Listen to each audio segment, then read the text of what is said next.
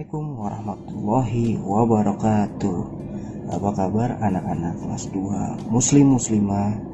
Insyaallah mudah-mudahan kalian sehat dan semangat belajar kalian makin semangat. Oke anak-anakku, sekarang kita buka buku akidah akhlaknya. Kita buka bab 4 halaman 29, akhlak terpuji. Wah, berarti ini kita akan belajar akhlak yang disukai oleh Allah dan manusia ya anak-anak. Sakit adalah salah satu ujian yang diberikan oleh Allah. Kita harus sabar ketika menghadapi cobaan dari Allah. Kesembuhan kita tergantung kepada ketentuan Allah. Jika diberi kesembuhan, kita wajib bersyukur. Bersyukur adalah salah satu akhlak terpuji. Berikut ini materi tentang bersyukur yang dapat kamu pelajari. Nah, kita lanjut. Syukur nikmat. Apa itu anak-anak? Syukur nikmat berarti berterima kasih terhadap karunia Allah Subhanahu wa Ta'ala. Nikmat yang diberikan oleh SWT kepada kita sangat banyak. Kita tidak dapat menghitung nikmat tersebut. Nah, firman Allah dalam surat Ibrahim ayat 34, dan Dia telah memberikan kepadamu segala apa yang kamu memohonkan kepadanya. Dan jika kamu menghitung nikmat Allah, niscaya kamu tidak akan mampu menghitungnya. Sungguh manusia itu sangat zalim dan sangat mengingkari nikmat Allah. Kita harus bersyukur nikmat yang diberikan Allah SWT. Sebagaimana jelas pada maksud syukur adalah asyukru wal qiyamu bi ta'atil mun'im. Syukur adalah bersikap taat kepada yang maha memberi kenikmatan. Nah, berikut ini nikmat yang diberikan Allah SWT kepada manusia. Satu, nikmat jasmani. Manusia diciptakan Allah SWT dengan anggota badan yang sempurna. Kaki berguna untuk berdiri dan berjalan. Tangan digunakan untuk menggenggam atau menggendong. Allah SWT juga menciptakan panca indera untuk manusia. Hidung digunakan untuk menghirup udara. Lidah digunakan untuk mengecap rasa. Kulit digunakan untuk menyentuh. Telinga digunakan untuk mendengar. Maka digunakan untuk melihat Allah. Semua itu merupakan nikmat dari Allah. Coba kalau kalian tidak ada lengkap, tangannya cuma satu, wah kurang sempurna kan. Matanya tinggal satu atau kakinya tinggal satu, tidak sempurna, maka kenikmatannya akan berkurang. Makanya kalian dikasih panca indera yang lengkap harus bersyukur. Dari nikmat jasmani, kedua nikmat rohani. Nah, Allah menciptakan manusia berbeda dengan makhluk lainnya. Manusia dikaruniai Allah SWT berupa pikiran, perasaan, dan kemauan. Manusia dapat membedakan yang baik dan buruk. Manusia melakukan yang dihendakinya dengan kemauan dan perasaan. Semua itu merupakan nikmat Allah Subhanahu wa Ta'ala yang harus disyukuri. Biasakanlah berpikir dan berkemauan yang baik semata-mata hanya untuk mencari ridha Allah Subhanahu wa Ta'ala. Dan ketiga, nikmat rezeki. Nikmat rezeki merupakan pemberian Allah. Nikmat rezeki dapat berupa harta benda, kekayaan, dan kesehatan. Nah, ini nikmat rezeki. Nah, dibaca ya. Dan B, hidup sederhana. Sederhana merupakan salah satu sikap terpuji. Sederhana artinya tidak kikir dan tidak boros. Boros adalah menggunakan sesuatu melampaui batas. Kikir adalah menggunakan sesuatu dengan sangat pelit. Ayo, siapa yang kikir? Nah, dan siapa yang boros nih anak-anak kelas 2. Hidup sederhana adalah perilaku bersahaja, tidak berlebih-lebihan. Hidup sederhana berarti menggunakan harta sesuai dengan kebutuhan. Misalnya, ketika membeli baju tidak harus yang mahal, baju yang dibeli yang penting bagus dan rapi. Contoh perilaku sederhana misalnya menyisihkan uang saku untuk ditabung. Membeli sesuatu sesuai kebutuhan, menghindari penggunaan uang yang berlebihan. Nah, ini kalian bisa baca anak-anak. Sampai C, kalian buka rendah hati. Nah, ini ada cerita yang mungkin nanti kalian baca. Nah, sampai selesai. Nah, nanti ada kisah hikmah nih, korun yang sombong. Ada videonya nanti Bapak putarkan buat kalian. Oke, sambil dibaca kalian pahami. Oke, kita lihat videonya. Korun adalah seorang yang sangat miskin. Dia hidup dengan istri dan anak-anaknya. untuk memberi makan anak-anaknya, Korun kesulitan luar biasa. Sehingga kelaparan adalah hal yang sering mereka rasakan. Ayah, aku lapar, Ayah. Iya, sabar ya nak, sabar. Insya Allah kita akan dapat makanan. Sekarang minumlah dulu. Sayang, nanti ayah akan bawakan makanan untukmu ya. Sayang. Begitulah keseharian keluarga Korun. Namun demikian, Korun sangat taat beribadah. Dia senantiasa berdoa kepada Allah Subhanahu wa Ta'ala. Sampai suatu ketika, datanglah Nabi Musa berkunjung ke rumahnya. Assalamualaikum. Waalaikumsalam. Oh, engkau saudaraku, Nabiullah Musa. Ada apa gerangan engkau kemari, wahai Nabi Allah Musa? Aku hanya sekedar berkunjung. Bagaimana kabarmu, wahai saudaraku Korun? Sebagaimana yang mungkin kau tahu, kami hidup dalam kekurangan yang amat sangat. Seringkali kami tidak memiliki makanan hingga berhari-hari. Pakaian kami hanya yang menempel di badan. Uang pun tak kami miliki sepeser pun. Aku tidak tahu lagi apa yang harus aku lakukan.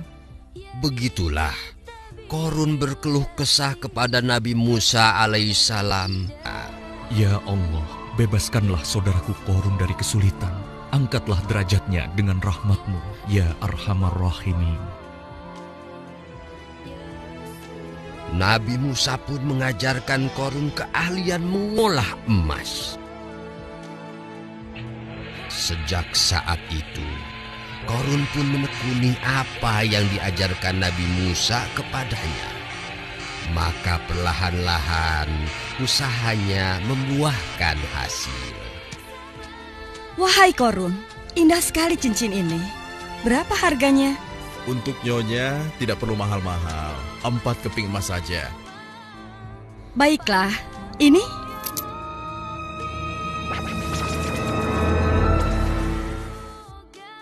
Demikianlah keberuntungan demi keberuntungan menghampiri Korun. Korun pun kini mengalami perubahan yang luar biasa. Korun sangat kaya raya, hartanya melimpah ruah. Harta Korun disimpan dalam gudang-gudang yang sangat banyak. Namun sayang, semua keberhasilan itu justru menjauhkannya dari beribadah kepada Allah. Hidupnya selalu berfoya-foya. Apa yang Allah larang untuk dilakukan, dilanggarnya. Bahkan terhadap mereka yang muslim, Korun berlaku amat kejam. Maaf Tuan Korun, kami belum mampu membayar. Berilah kami waktu lagi Tuan. Apa? Minta waktu lagi? Tidak bisa. Jika tidak membayar hari ini juga, rumah ini aku sita. Kasihanilah kami Tuan. Kami akan tinggal di mana? Itu bukan urusanku. Dan ingat, rumah ini hanya untuk membayar bunganya saja. Hah? Kau harus melunasinya minggu depan. Jika tidak, kau akan menjadi budak. Sita rumah ini. Tuan Korun, maafkanlah kami Tuan. Jangan sita rumah kami. Begitulah kekejaman Korun.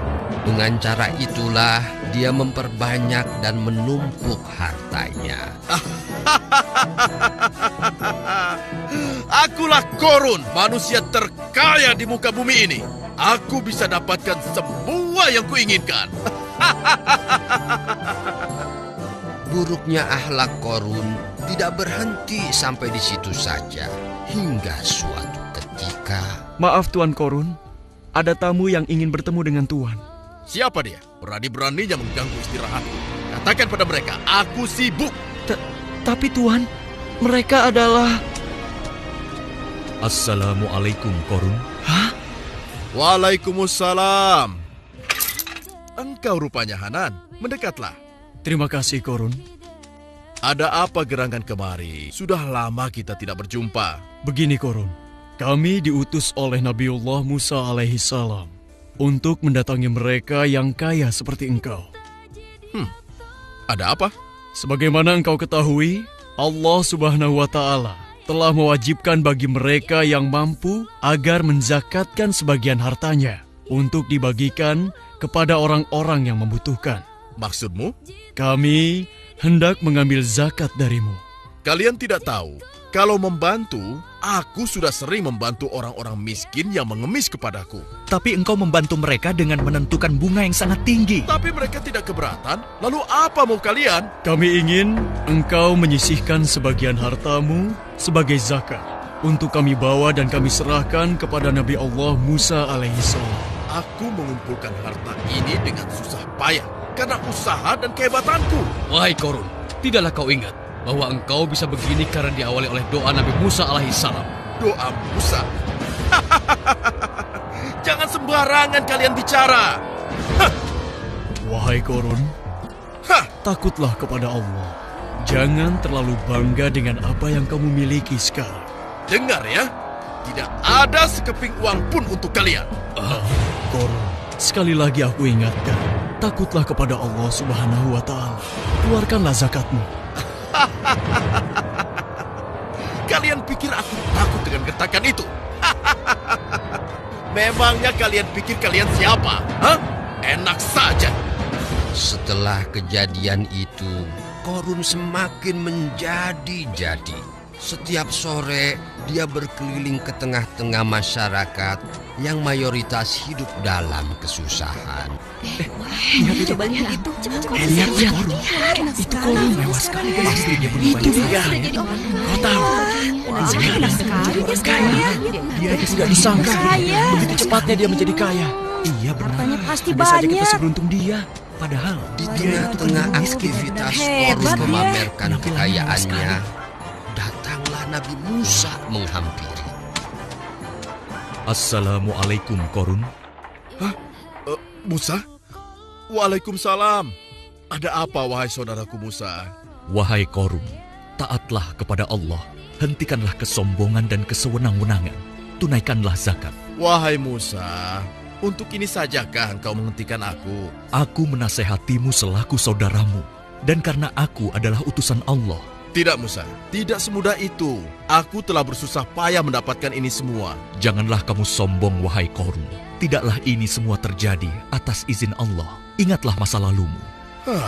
Bukankah dulu engkau hidup dalam kesusahan sampai kemudian Allah merubah nasibmu? Jangan bicarakan masa laluku, hei Musa.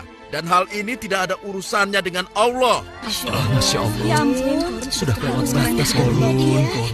Berani sekali dia berkata seperti itu. Masya Allah. Dulu utusanmu datang kepadaku. Dan sekarang engkau meminta hal yang sama. Aku tidak mau. Korun. Dan ingat, jangan ceramahi aku lagi. Aku jadi curiga. Lama-lama engkau akan meminta seluruh hartaku. Masya Allah. Sudah sekali. Wahai Bani Israel, Tidak mungkin berbuat seperti itu. perhatikanlah atas nama Tuhan. Nabi Musa hendak merampas hartaku. Harta yang telah kukumpulkan dengan jerih payahku sendiri. Lama-lama, dia akan mengambil semuanya. Hartaku dan harta kalian semua. Hati-hati kalau bicara, Korun. Wahai Nabi Allah, berdoalah kepada Allah agar memberikan keputusannya kepada Korun. Ayo, kita pergi.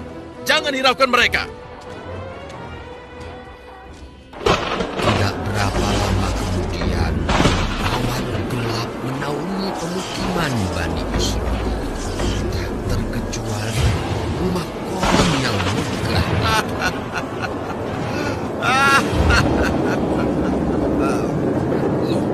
Kenapa ini? Tuan, gempa Tuan. Ayo Tuan, kita segera keluar. Gempa, bagaimana dengan hartaku? Sebentar, aku lihat hartaku. Cepat pelayan, selamatkan hartaku. Tidak sempat lagi Tuan. Korun berlari untuk menyelamatkan hartanya yang juga mulai hancur ditelan gempa bumi. Hartaku, tolong hartaku. Hartaku, jangan hartaku. Hartaku, tolong. Tolong hartaku. Tolong. Tolong!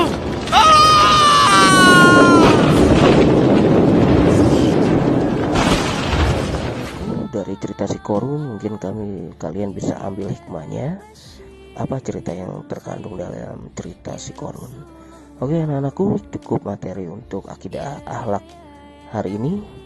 Ingat buat kalian jangan lupa sholat 5 waktunya dan belajar tetap semangat. Oke, Bapak akhiri. Assalamualaikum warahmatullahi wabarakatuh.